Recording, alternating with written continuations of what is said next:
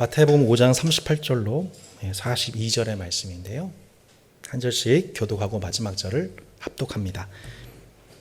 또 눈은 눈으로 이는 이로 갚으라 하였다는 것을 너희가 들었으나 나는 너희에게 이르노니 악한 자를 대적하지 말라.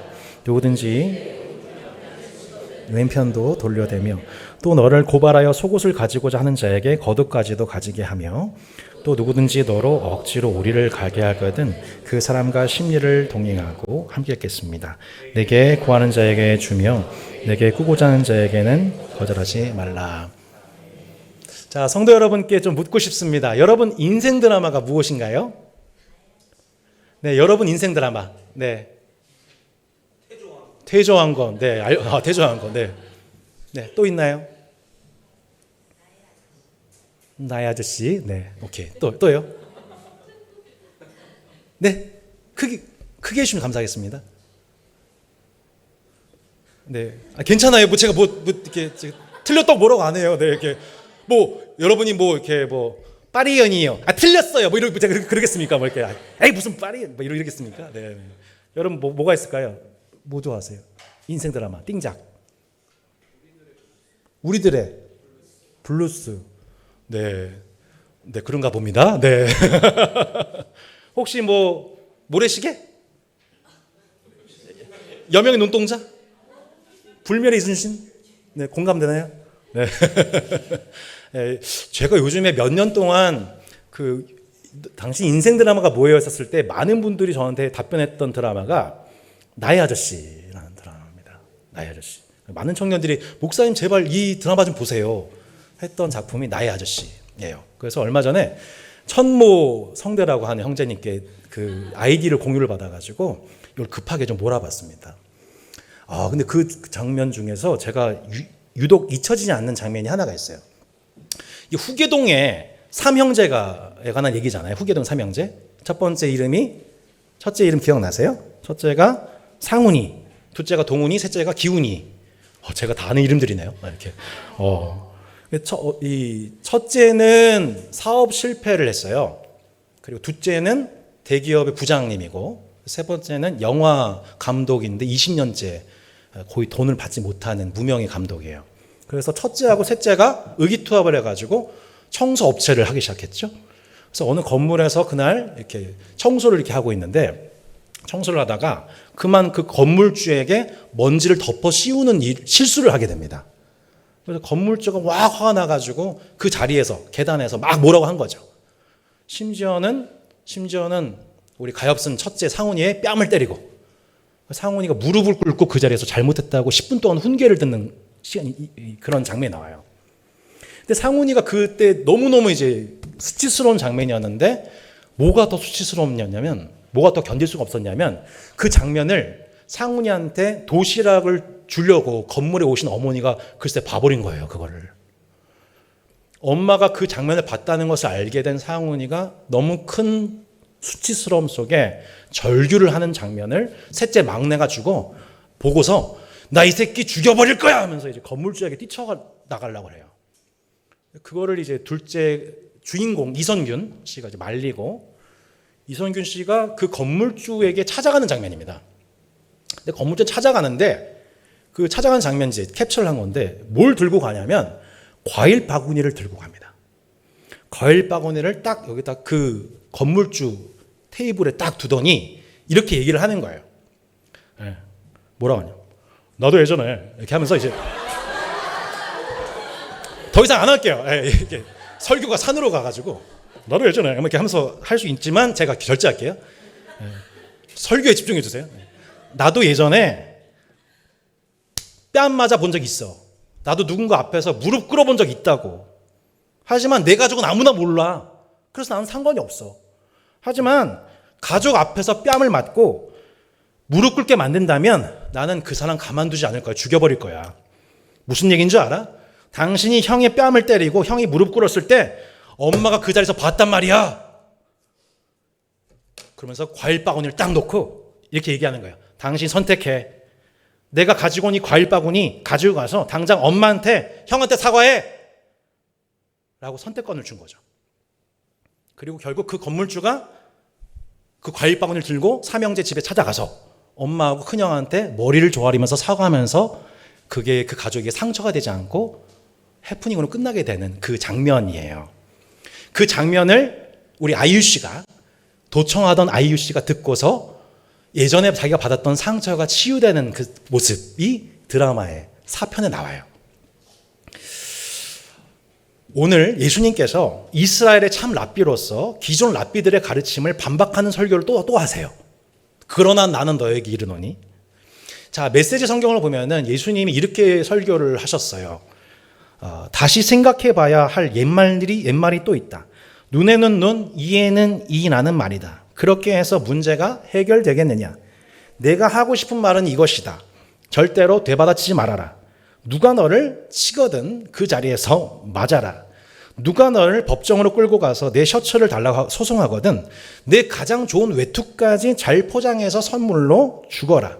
그리고 누가 너를 억울하게 이용하거든 종의 삶을 연습하는 기회로 삼아라. 똑같이 갚아주는 것은 이제 그만하여라. 이렇게 의역을 했습니다. 참 부담되죠. 오늘 오늘 이 말씀의 첫 구절을 보십시오. 38절에 또 눈은 눈으로 이는 이로 갚으라 했다는 것을 너희가 들었다 라고 이제 랍비들이 설교를 했단 말이죠. 그 각주에 해당되는 기억에 해당되는 말씀 구약에 세 군데가 나와요. 첫 번째는 출애굽기, 두 번째는 레위기, 세 번째는 신명기예요. 출애굽기 말씀을 먼저 봐야겠죠. 그러나 다른 해가 있으면 갚되 생명은 생명으로 눈은 눈으로 이는 이로 손은 손으로 발은 발로 데운 것은 데움으로 상하게 한 것은 상함으로 때린 것은 때림으로 갚아라 라고 나와 있어요. 이걸 뭐라고 하냐면 동해보상법이라고 해요. 여러분 뭐라고 해요? 동해보상법. 같은 해를 갚음으로 보상받으라 라는 뜻이에요. 이것이 당시 고대 근동의 많은 나라에서 실제 행해진 룰이에요. 이웃이 자신에게 해를 끼친 만큼 그 이웃에게 해를 끼침으로 보복 보상받는 법인 거죠. 왜 이런 동해 보상법이 당시 발달됐는가? 보편적으로 피해를 받은 사람의 마음은 자신이 받은 상처와 분노로 인해서 자신이 받은 것 그 이상의 손해를 이웃에게 끼치고 싶어하는 인간의 죄악된 본능 때문이에요. 그러니까 동해 보상법의 목적은 이렇게 죄의 확산을 경계하는데, 확산을 방지하는 데 목적이 있어요. 그래서 이 출애굽기 말씀 이 말씀 바로 직후에 보면 26절, 27절에 이런 말씀이 나와요. 같이 한번 읽어보실래요?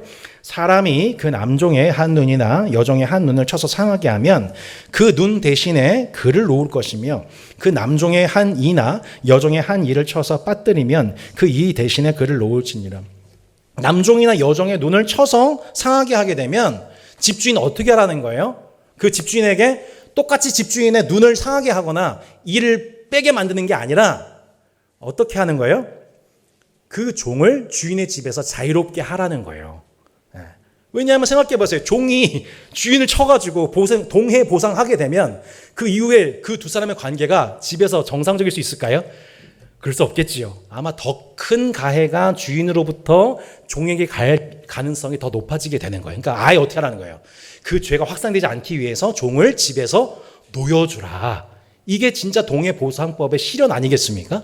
그러니까 동해보상법이라고 하는 것은 한 가지 룰로서, 마지노선으로서 어떤 목적이 있냐? 더 이상 그 마지노선을 넘어가지 않도록 그 안에서 적절하게 은혜롭게 자비롭게 문제가 해결되도록 돕는 법의 목적이 뭐냐면 동해보상법이라고 하는 거예요.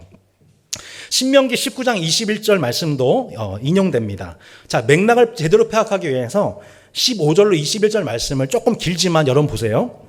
사람이 모든 악에 관하여 또한 모든 죄에 관하여는 한 증인으로만 정할 것이 아니요 두 증인의 입으로나 또는 세 증인의 입으로 그 사건을 확정할 것이며 만일 위증하는 자가 있어 어떤 사람이 악을 행하였다고 말하면 그 논쟁하는 쌍방이 같이 하나님 앞에 나아가 그 당시의 제사장과 재판장 앞에 설 것이요 재판장은 자세히 조사하여 그 증인이 거짓 증거하여 그 형제를 거짓으로 모함한 것이 판명되면 그가 그의 형제에게 행하려고 꾀한 그대로 그에게 행하여 동해보상이죠. 너희 중에서 악을 제하라. 그리하면 그 남은 자들이 듣고 두려워하여 다시는 그런 악을 너희 중에서 행하지 아니하리라. 내 눈이 긍휼히 여기지 말라. 생명에는 생명으로, 눈에는 눈으로, 이에는 이로, 손에는 손으로, 발에는 발로이니라. 이스라엘의 재판 문화 속에서 반드시 두세 사람의 증인으로, 증인이 있으면 그 증인의 증언으로 말미암아 사건의 진상이 결정이 돼 버려요. 그러니까 바른 재판의 진행을 위해서는 증인이 바른 사람이어야 되고 바른 증언을 해야 돼요. 근데 이 사람이 모함을 하거나 거짓 증언을 하게 되게 되면은 그 진실한 사람이 억울한 누명을 쓰게 되지 않습니까? 만약 그런 사람이 있으면 어떻게 하라고요? 똑같이 그 사람을 모해하고 똑같이 그 사람에게 거짓 증거해서 그 사람이 이에는 이, 눈에는 눈, 동해 보상 받게 하라고 하는 엄중한 명령이에요. 이 말씀을 왜 하신 거예요? 이 말을 듣게 되면 더 이상 이스라엘 공동체 내에서 위증하는 것, 형제를 모함하는 일에 대해서 두려워하게 될 거야. 죄악의 확산을 방지하기 위한 마지노선으로 동해보상법을 주신 하나님의 선하신 의도가 드러나는 것이죠. 결국 동해보상법은 받은 피해 이상으로 가해자가 피해를 돌려줘서 더 큰 죄가 발생되고 그 더 큰 죄가 발생되게 됨으로 말미암아 또 다른 죄가 발생되지 않도록 막기 위한 하나님의 비상조치였던 거죠. 그런데 오늘 마태복음의 본문이 주어진 이스라엘 사회는 그렇게 동해보상법이 이스라엘의 12지파 공동체에서 적용됐건 건 달리 지금 이스라엘 백성들은 누구의 지배를 당하고 있냐면 로마 제국의 지배를 받고 있는 상황이에요. 로마 제국으로부터 억울한 정치적 눌림을 당하고 있는 상황입니다. 게다가 이중과세를 징수하는 아주 얄미운 동포 세리들로 인해서 피눈물을 흘리는 매일의 정치적 경제적 상황을 겪고 있던 시대였어요. 그러니까 동해보상법을 있는 그대로 적용하자면 유대인들은 자신들을 다스리는 로마 군병들에게 당장 칼과 창을 빼서 전투해야만 했고 동포의 고혈을 빼먹은 세리들을 당장 그 자리에서 족쳐서, 이런 표현 죄송합니다. 족쳐서 정말 그것을 모든 것들을 다 뺏어내야만 하는 그런 상황인 거죠. 그러니까 실제로 동해보상법을 실현했던 자들이 누구냐? 당시 질럿, 열심당원들이었습니다. 그들은 칼을 몸에 숨겨놓고 밤에 몰래 암살단이 되어서 로마 군병이나 세리들이나 자신들에게 해를 끼친 사람들을 몰래 죽였던 것이죠. 네. 제가 죽인 게 아니고요. 네. 오늘 예수님께서는 동해보상법에 대해서 새로운 교훈을 말씀하십니다. 나는 너에게 이르노니 악한 자를 대적하지 말라. 누구든지 내 오른편 뺨을 찍거든 왼편도 돌려대며 또 너를 고발하여 속옷을 가지고자 하는 자에게 겉옷까지도 가지게 하며 또 누구든지 너로 억지로 오리를 가게 하거든 그 사람과 심리를 동행하고 내게 구하는 자에게 주며 내게 꾸고자 하는 자에게 거절하지 말라 말씀하십니다. 아니 이게 뭐예요? 동해보상이 아니라 더블 동해네요. 더블 해네요. 더블 해. 해 두 배의 해가 돼요. 두 배. 자신에게 해를 끼친 자에게 보상받는 게 아니고 더 큰 손해를 감수하는 길을 말씀하십니다. 누군가가 나의 오른뺨 을 쳤는데 그 순간 받은 모욕과 수치와 아픔을 안겨준 그 마당에 어떻게 하라고요? 왼뺨을 돌려대라는 거예요. 한번 연습해 볼까요? 자, 여러분 오른뺨 딱 때렸을 때 어떻게 하라는 거예요? 왼뺨을 돌려대라. 옆에 분 한번 때려볼까요? 네. 안 될 것 같아요. 지금 부부싸움이 난리 날 것 같아요. 가뜩이나 지난밤 안 좋았는데, 그죠? 네. 이건 우리의 본능과 상식과는 맞지가 않아요. 그죠? 내가 사람들 앞에서 공개적인 자리에서 모욕을 받았다. 그럼 어떻게 되는 거예요? 그 순간 나도 내 오른손을 가지고 혹은 왼손을 가지고 그 사람을 뺨을 두들길 상황이죠. 혹은 보가 아니라 주먹으로 한 대 팍 칠만한 상황이 아니겠습니까? 예수님은 놀랍게도 또 너를 고발하여 속옷을 가지고 하는 자에게 뭐 하래요? 겉옷까지도 가지라고 합니다. 내가 어제 산 비싼 옷, 이 옷을 겉옷까지도 주라. 여러분 당시 고발은요 사회적 약자로서 당하는 일종의 협박 상황이에요. 보상에 대한 합의로서 내 속옷을 뺏기는 것도 너무 억울해 죽겠는데 놀랍게 아예 겉옷을 줘버리라고 예수님이 말씀하신 거예요. 까짓 건 뭐 1+1으로 우리 집에 있는 속옷과 겉옷 내주는 거 지금 우리 입장에서는 어려운 일 아니지만 당시 기준은 그렇지가 않았던 거죠. 왜일까요? 당시 겉옷은 단순한 의복용이 아니에요. 이것은 그 사람이 추운 겨울을 날 수 있는 담요예요. 그 이불을 깔 수 있는 담요, 그리고 이불이에요. 광야에서 보낼 수 있는. 그래서 출애굽기 22장 말씀해 보면 이런 구조에 나오는 거예요. 같이 한번 읽어볼까요?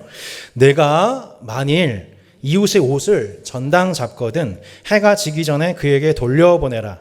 그것이 유일한 옷이라. 그것이 그의 알몸을 가릴 옷인즉 그가 무엇을 입고 자겠느냐. 그가 내게 부르짖으면 내가 들으리니 나는 자비로운 자임이니라. 사람이 가난해서 겉옷을 저당 잡히더라도 해가 지기 전에는 그 전당포의 물건을 어떻게 한 거예요? 꼭 돌려주라고 그랬어요. 왜냐하면 그날 밤 덮을 담요, 겉옷이 없기 때문에. 이게 자비로우신 하나님의 명령, 율법이었던 거죠. 그런데 속옷을 가지고 자는 자에게 가뜩이나 억울한데 그 겉옷을 줘버리라는 거예요. 심지어는 누구든지 억지로 오리를 가고자 하는 자에게는 심리를 가주라고 합니다. 여기서 억지로 가게 하다. 41절. 또 누구든지 너로 억지로 오리를 가게 하다. 이 억지로 가게 하다는 게 헬라어로 무슨 뜻이냐면 군대 수확물을 운송하다는 뜻입니다.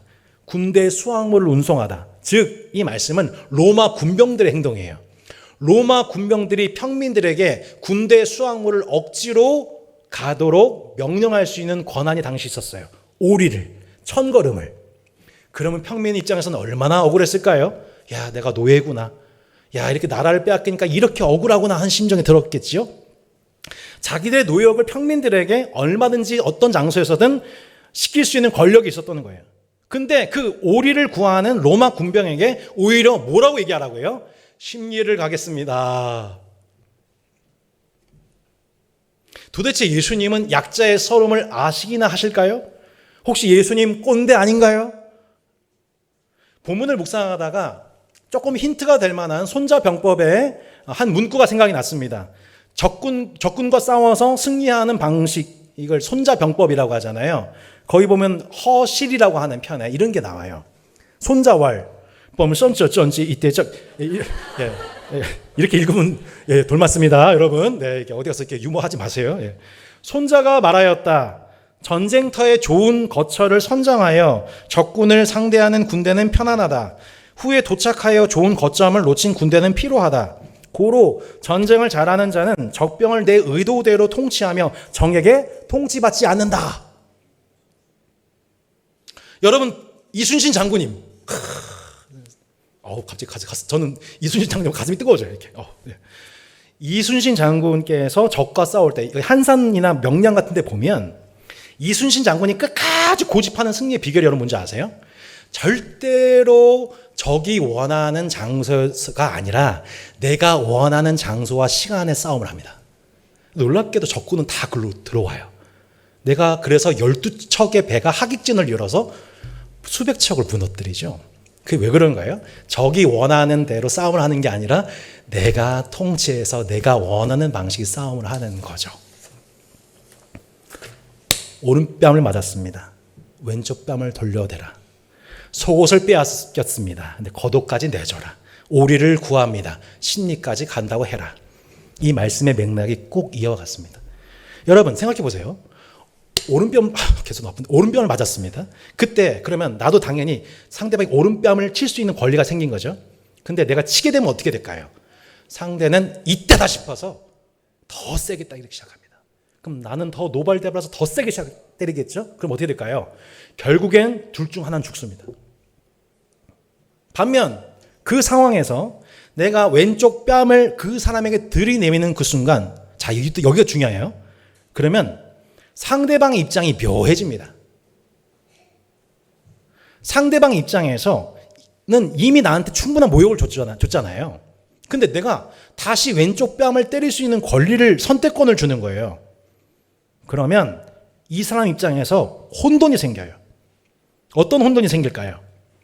내가 한 번 더 뺨을 치게 되면 이미 모욕을 준 상황에서 더 큰 모욕을 안겨주게 되면 난 진짜 불의하고 나쁜 사람이 됩니다. 그죠? 근데 반면에 내가 왼쪽 뺨을 때리지 않게 되면 어떻게 될까요? 내가 방금 오른편 뺨을 친 정당성이 없어지게 되는 거예요. 무지한 사람을 때린 거예요. 그렇다면 지금 이 상황은 누구의 의도대로 흘러가게 되는 것입니까? 예수님의 명령을 따른 제자들이 주도권을 갖게 되는 거예요.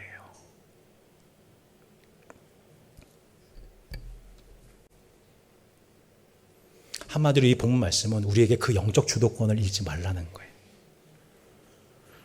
내가 바로바로 상대방이 행한 그대로 내가 행하게 되는 그 순간, 그것은 마치 상대방이 유리한 진지에서 전투를 진행한 것과 같다는 거예요. 설교 서두에서 제가 말씀드렸죠. 나의 아저씨에 나오는 이선균 씨가 가해를 입힌 사람에게 뭘 들고 가요? 과일 바구니를 들고 가서, 야, 너가 직접 구입해야 될 이 과일 바구니 내가 가져왔어. 이제 내가 너한테 선택권을 줄게. 이제 내가 선택권 줄게. 너 이거 가지고 가서 엄마와 형한테 사과할 거야? 말 거야? 선택권을 주는 것과 같다는 거예요. 오른뺨 맞으면 왼뺨 돌려대는 그것을 통해 피해를 받은 자가 오히려 상대방의 불의를 돌이키게 할 수 있는 기회를 제공하는 그 자유가 누구에게 주어진 거예요? 누구한테 남아있다는 거예요? 이 도를 이해하고 수행하는 제자가 진짜 자유자라는 거예요. 자신의 힘을 가지고 상대방을 때릴 수 있는 사람이 자유자가 아니라 상대방의 뺨을 맞았는데 왼편을 돌려대어서 너 이제 어떡할 건데? 라고 묻는 사람이 진짜 자유자라는 거예요. 속옷만 빼앗겨도 억울한데 아예 겉옷까지도 줘버리래요. 만일 진짜 겉옷까지도 가져가게 되면 이 사람이 어떻게 되는 거예요? 억울한 송사를 발생시킨 장본인이 그 사람의 속옷만 뺏는 게 아니라 겉옷까지도 가져버려서 그날 밤 하룻밤 지낸다고 생각해 보세요. 겉옷이 없는 그 사람, 담요 없이 하룻밤을 오들오들 밤에 떨고 산 그 사람이 피해를 입었다는 소식이 온 동네에 퍼지게 되는 그 순간 어떻게 되는 거예요? 가해자는 그 동네의 원수가 되는 겁니다. 엄청난 불명예를 뒤집어 쓰게 되는 거죠. 결국 그 양심의 고통을 받는 것은 가해자가 되는 거죠. 연약한 자를 납치한 일로 인해 그의 명예는 완전히 실추되고 온 공동체의 분노를 사게 되는 거죠. 그럴 수가 없게 되는 거예요. 그래서 내가 어떻게 겉옷까지 그걸 얘기한 건 아니야. 그럼 속옷은 뭔데? 하면서 뺏으려 했던 속옷도 돌려주게 되는 거예요.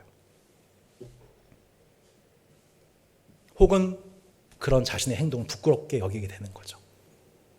그러면 결국 주도권은 누가 가지고 싸운 거예요? 누구예요? 속옷을 빼앗길 뻔했던 그 사람이 여전히 영적인 주도권을 잃지 않고 자신의 자유로서 그 사람에게 선택할 권리를 준 겁니다. 오리를 가자고 노역을 시킨 로마 군병을 한번 생각해 보세요. 걸핏하면 이스라엘 국민들에게 노역을 부과했으니 그 순간 본인은 얼마나 편하고 또 권력의 찐 맛을 느꼈을까요? 아, 권력 좋다. 무거운 무기들을 짊어지고 물품들을 짊어지고 나 대신 그 시간과 노동을 사용하고 있는 그 노예된 그 이스라엘 백성들 모습 보면서 얼마나 쾌감을 느꼈을까요? 또한 역으로 이스라엘 백성들은 얼마나 야 국가 이러니까 이렇게 서럽구나, 내가 노예에 불과하구나, 얼마나 자존심이 상처를 받았겠어요? 근데 바로 그 순간에 이렇게 얘기하라는 거예요. 뭐라고요? 오리를 가고자 한 자에게 뭐예요? 심리를 가겠다고 해라. 로마 군병님 많이 피곤하신가 보군요. 제가 심리 가드릴게요. 오리로 안 될 것 같은데 뭐 좀 더 물건 없어요? 심리 들어드릴게. 그럼 그 순간 어떻게 되는 거예요? 수탈하는 지배자와 강제로 부역하는 노예 관계가 아닌 거예요. 더 이상 뭐의 관계가 되는 거예요? 사람과 사람. 사람과 사람. 대등한 사람과 사람과의 관계 속에서 남의 짐을 지는 거죠. 내가. 저 사람이 나한테 지라고 해서가 아니라 내가 지는 거죠. 내가. 저 사람 위에서. 그렇게 자유자로서의 존엄을 지키라는 거예요. 그러면 그 순간 로마 군병은 막 혼돈스러워지는 거죠. 나는 지금 내 권력을 통해서 쾌감을 느낄 순간인데 그 쾌감이 다 사라지는 거예요. 주도권은 누구한테 간 거예요? 로마 군병입니까? 아니죠. 시민이죠. 그러면 누가 진짜 자유자예요? 자신이 할 수 있는 일을 남에게 밀어서 자유를 얻고자 하는 사람이 자유자예요? 아니면 스스로의 선택에 의해서 책임을 지는 자유를 행세한 예수님의 제자가 자유자예요? 여러분 어느 자유자가 되고 싶으세요? 여러분이 가진 힘으로 남에게 굴종시켜서 그 자유를 얻도록, 더 많은 자유를 내가 누릴 수 있도록 하는 편에 서고 싶으세요? 아니면 이런 진정 예수님 말씀하신 도에 따라서 산상수의 도를 따라서 내가 기쁜 마음으로 이웃을 위해서 짐을 지는 참된 자유자가 되고 싶으세요? 세상은 전자를 얘기하는 거예요. 세상 나라는 여러분에게 그 전자의 사람이 되라. 그러나 진짜 예수 그리스도를 따르는 제자의 사람은 후자입니다. 진리를 알지니 진리가 너희를 자유롭게 하리라. 사랑하는 여러분, 예수님은 산상순을 통해 세상 나라에 속한 정치적 노예가 아니라 하나님 나라를 이 땅에 이루는 자유자의 길을 말씀하신 거예요. 놀랍게도 예수님은 단순히 가르치실 뿐만 아니라 예수님이 먼저 그 길을 가셨어요. 오늘 이 말씀을 행하셨어요. 그래서 제자 베드로가 예수님의 모습을 보면서 산상순을 행하신 예수님의 모습을 이렇게 표현했던 거예요. 욕을 당하시되 맞대어 뭐 하셨어요? 욕하지 아니하시고 고난을 당하시되 위협하지 아니하시고 오직 공의로 심판하시는 이에게 부탁하셨다. 욕을 욕으로 맞대어 욕하지 않으시고 오직 공의로 심판하실 하나님을 신뢰하신 예수님은 그렇게 자신이 가르치신 산상순 그대로 행하시며 참된 자유의 길을 걸어가셨다는 거예요. 오늘 이 말씀을 어떻게 성취하셨습니까? 자, 이 말씀을 같이 한번 읽어보겠습니다. 시작. 나를 때리는 자들에게 나의 수염을 뽑는 자들에게 나의 뺨을 맡기며 모욕과 침뱉음을 당하여도 내 얼굴을 가리지 아니하였느니라. 말씀 너무 기막지 않습니까, 여러분? 나를 때린 자한테 뭘 맡겼어요? 내 등을 맡겨요. 어떻게 원수한테 내 등을 맡겨요? 등에서 칼 꽂을 텐데, 제자들이 배신할 텐데, 군중들이 모욕할 텐데, 등을 맡겨요, 그냥. 등을 맡긴다고요. 나의 수염을 뽑는 자들에게 나의 뭘 맡겨요? 뺨을 맡깁니다. 오른뺨을 맡기고 또 왼편을 돌려대셨다는 뜻이죠. 그것에 일일이 대응 사격하는 삶의 방식이 아니라 오히려 그들의 죄악을 적극적으로 드러내신 일에 예수님은 성공하시죠. 네. 이게 자유자의 모습인 거예요. 그들은 예수님의 자유를 빼앗는 자처럼 보였지만 도리어 예수님은 자신의 자유로서 그들의 죄를 불의를 드러내실 뿐만 아니라 그들이 그 죄에서 돌이킬 수 있는 참된 자유의 길까지 제공해 주신 거죠. 그게 진짜 자유라는 거예요. 성경이 말하는. 결국 예수님의 뺨을 때리고 모욕하고 조롱하는 그들의 행위는 예수님이 자유롭게 행보하시는 십자가의 길을 멈추게 했어요, 못했어요? 못하잖아요. 예수님은 결코 억지로 십자가를 지신 것이 아니라 그분의 자유로운 선택에 의해서 십자가를 지신 것입니다. 예수님 뭐라고 말씀하세요? 예수님에 대해서 시편 기자가 뭐라고 얘기해요? 그들이 나를 주목하여 보고 뭐래요? 무엇을요? 겉옷을 나누며 속옷을 제비 뽑나이다 말씀합니다. 속옷을 빼앗게 되었을 때 겉옷까지도 내어주라 말씀하신 그대로 예수님은 자신의 겉옷이 벗겨지시고 심지어 속옷도 다 벗겨지셨습니다. 인간에 의해서 하나님의 수치가 다 드러났습니다. 하지만 그 순간은 하나님이 수치될 것이 아무것도 없다는 것이 드러난 순간이었고 도리어 인간의 그 모든 수치와 모든 죄악을 그 아들 십자가의 의의 옷으로 우리를 덮어주시겠다고 하는 하나님의 의의 옷이 드러나는 순간이었습니다.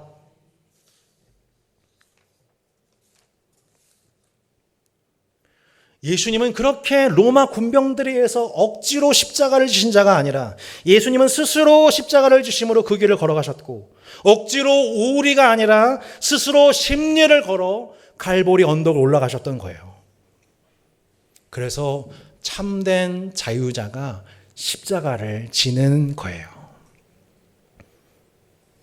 지난주 한 성도님께로부터 정말 타이밍 기가 막히는 한 가지 이야기를 좀 듣게 됐습니다. 주중에 이제 회사에서 자신이 수익을 올릴 수가 있는 손님을 만났대요. 손님을 만났는데 그 자신의 동료 선배가 이분이 딱 봐도 돈이 많으신 분 같아 보이니까 중간에서 손수를 친 거예요. 그래서 자신 손님을 낚아챘어요. 그러고서는 공개적인 자리에서 그 손님에 대한 우선권이 자신에게 있는데 그 성도분이 욕심을 부렸다고 그 명예를 실추시킨 거예요. 공개적인 자리에서. 얼마나 억울해요? 그래서 이 성도분이 그 밤 퇴사를 고민했습니다. 내 이 회사 못 다니겠다. 밤잠을 이루지 못하다가 도대체 이 동료 선배가 오죽 급하면 이런 식으로 동료들에게 신망을 잃어버리는 방식으로 일을 하는 것일까?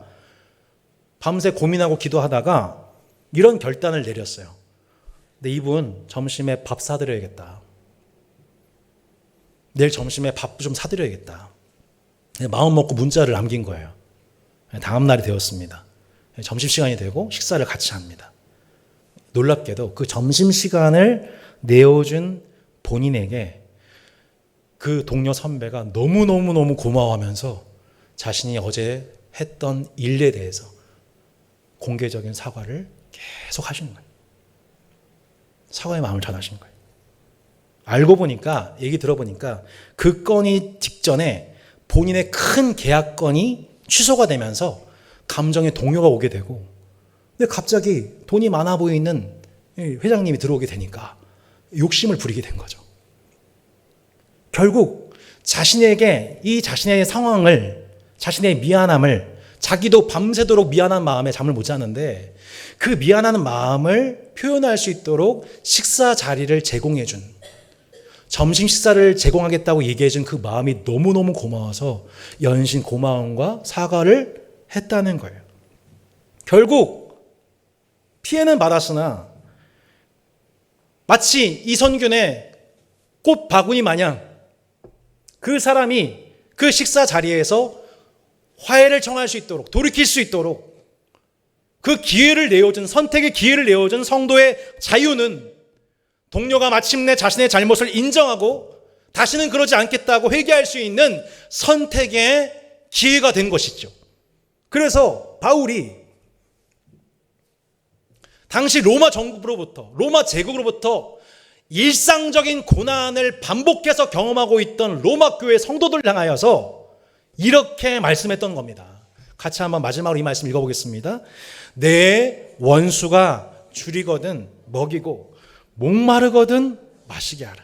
그리함으로 내가 숯불을 그 머리에 쌓아놓으리라.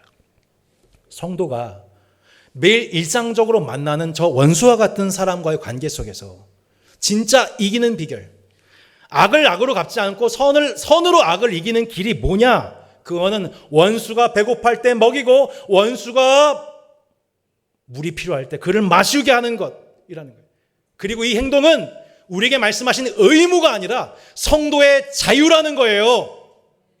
원수를 먹이고 마시게 하는 행동은 오직 자유자만이 할 수 있는 행동입니다. 숯불을 원수의 머리에 쌓는 행위, 이게 뭐예요?